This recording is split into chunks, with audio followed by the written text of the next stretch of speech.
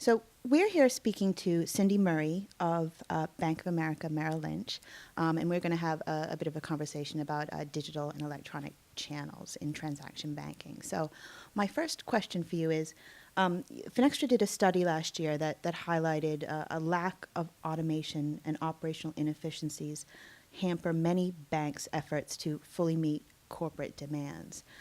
What are some of your main challenges, and what are some of the strategies to overcome these challenges? Great question.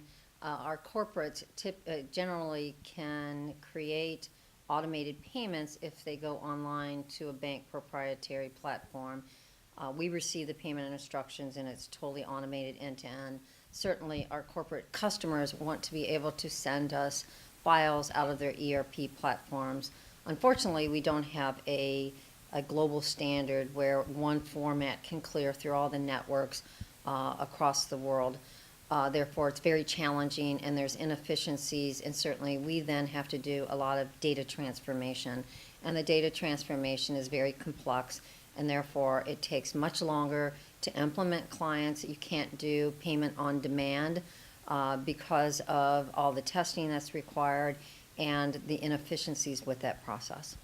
Just sort of overcome the lack of global standards, would banks need to sort of collaborate and work together a bit more to achieve that?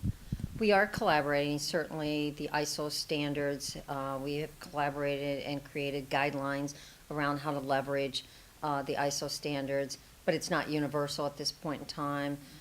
Different clearing networks don't support ISO, so we really need to work as an industry to embrace, and as we upgrade our clearing networks, really embrace the ISO standards. So you handle eChannels. So what are some of the what types of growth will we see in electronic channels in the various regions for transaction banking? Certainly we're going to see growth in terms of our clients wanting to have end-to-end integration, originating their payment files out of their shared service centers via file. They'll continue to use online banking channels to do manual payments as well as to do self-service, doing research. But we'll also see mobile complementing the online channel and the file channel, being able to approve payments, release payments, doing a one-off payment, getting summary level balance information. Those are the types of things that you will see evolve on the mobile device so that we can support transaction banking with smartphones, tablets, etc. There's a lot of press and talk about how digital channels are impacting retail banking. But how much of what corporates are demanding, how much of that is influenced by what we're seeing on the consumer side of the bank? Well, corporates are demanding efficiency and automation. On the consumer side, consumers want simplicity. They want things that are easy to use.